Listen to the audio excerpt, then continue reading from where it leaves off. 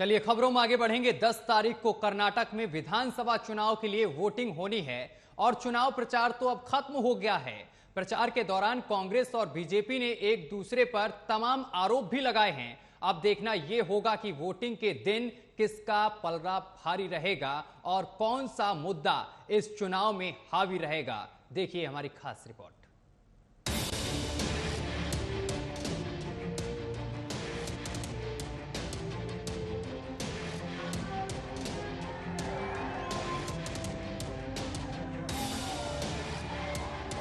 कर्नाटक चुनाव प्रचार का शोर आखिरकार थम गया। पिछले कई दिनों से राज्य में जमकर प्रचार चला और तमाम मुद्दे हावी रहे। प्रधानमंत्री से लेकर अमित शाह और बीजेपी के तमाम नेताओं ने ताबड़तोड़ रैलियां और रोड शो किए। वहीं कांग्रेस की तरफ से भी बसवराज बोम्मई सरकार के खिलाफ माहौल बनाया गया। बता दें कि चुनाव प्रचार खत्म हो गया है। ऐसे में हम आपको बता दें कि पिछले दिनों कौन से मुद्दे कर्नाटक में सबसे अधिक चर्चा में रहे और प्रचार के मामले में कौन किस पर भारी पड़ा। कर्नाटक में जिस मुद्दे पर बीजेपी सबसे ज्यादा बैकफुट पर रही वो भ्रष्टाचार का मुद्दा था। कांग्रेस ने बोम्मई सरकार पर आरोप लगाया कि वो हर कॉन्ट्रैक्ट पर 40% कमीशन खा रही थी। बेलगावी में एक ठेकेदार ने बीजेपी के मंत्री पर यह आरोप लगाकर खुदकुशी कर ली थी कि उससे 40% कमीशन मांगा जा रहा था। इसके बाद कॉन्ट्रैक्टर एसोसिएशन ने राज्य सरकार के मंत्रियों के खिलाफ मोर्चा खोल दिया। नतीजा ये हुआ कि मंत्री ईश्वरप्पा को इस्तीफा देना पड़ा और सरकार बुरी तरीके से घिर गई। कांग्रेस नेता राहुल गांधी, प्रियंका गांधी और बाकी तमाम नेताओं ने हर मंच से 40% कमीशन वाली सरकार बोलकर बीजेपी पर तंज कसा। कर्नाटक की सरकार देश में सबसे भ्रष्ट सरकार है। 40% की सरकार है और इस सरकार में अगर कुछ भी करवाना हो तो 40% कमीशन देना पड़ता है। आप ही ने मुझे बताया कि कॉन्ट्रैक्टर्स एसोसिएशन ने और स्कूल मैनेजमेंट एसोसिएशन ने हिंदुस्तान के प्रधानमंत्री को चिट्ठी लिखी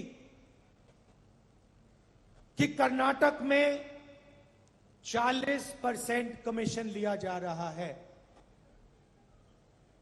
हिंदुस्तान के प्रधानमंत्री ने उनकी चिट्ठी का जवाब आज तक नहीं दिया है। कांग्रेस ने अपने चुनावी वादों में एक वादा यह भी किया है कि वो बजरंग दल जैसे संगठन को बैन करने पर विचार करेंगे।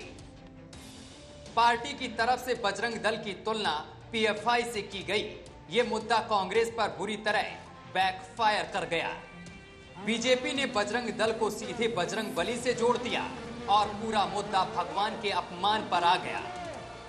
खुद प्रधानमंत्री ने कहा कि भगवान राम के बाद अब ये लोग बजरंग बली को ताले में बंद करना चाहते हैं।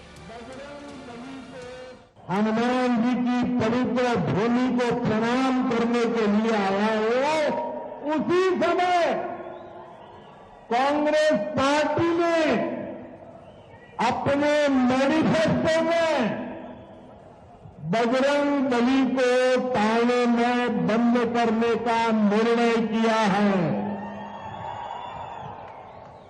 पहले प्रभु श्री राम को ताले में बंद किया और अब जय बजरंग बली बोलने वालों को ताले में बंद करने का संकल्प लिया है।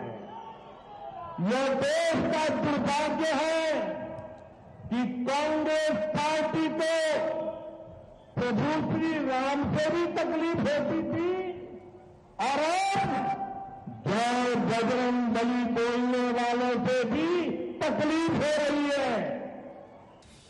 कर्नाटक विधानसभा चुनाव में प्रचार और आरोपों के कई रंग देखने को मिले।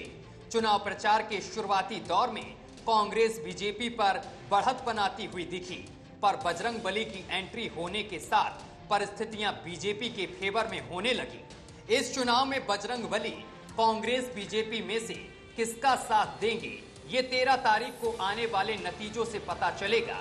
न्यूज वॉच इंडिया के लिए सत्यम गौर की रिपोर्ट।